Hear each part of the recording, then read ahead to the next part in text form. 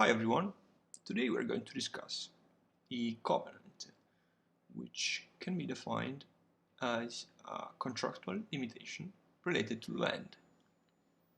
For the creation of a covenant, we will see that since it's a contractual limitation, which is related to land, writing is required.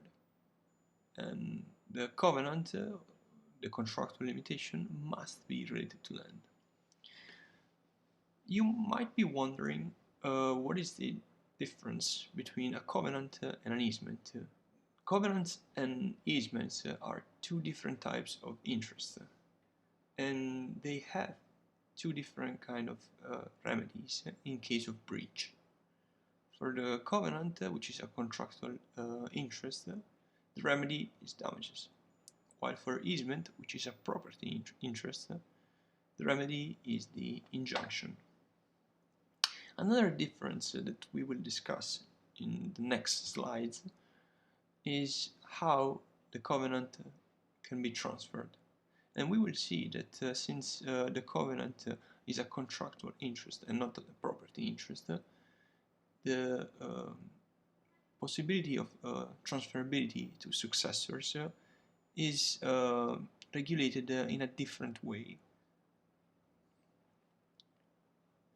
So a covenant is created by writing, and there are two different kind of covenants, and here it's quite similar to the easement because one type of covenant is the negative covenant or restrictive covenant, which is a promise not to do something related to land. And the positive covenant, which is the second type of covenant, also defined as affirmative covenant, is a promise to do something related to land. Now let's discuss transferability. So when does a covenant is transferred to a transferee? And here we are going to distinguish between the burden and the benefit. So for the burden to run with the land, there are different requirements. One of them is the intent of the original parties. The original parties must have intended the covenant to run with the land, so to be transferred to a successor together with the land. The second requirement is horizontal privity, which means that the original parties are connected. So the parties that created the covenant, the grantor and the grantee, are connected by a contract in writing.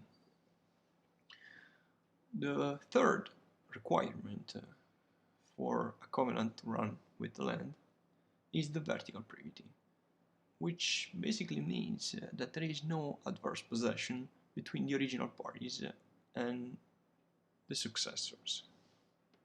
So the successor did not acquire the land in a hostile way. Finally, the last requirement is notice, meaning that the successor must have notice of the covenant at the time the successor acquired the interest. Finally, we need to discuss when the benefit of the covenant is transferable with the land. The first one is the intent of the original parties, we already discussed that, and the second one is the vertical privity, so basically no adverse possession. If you want to know more about easements or notice, then I suggest my other videos discussing these topics. Thank you for watching, and bye everyone.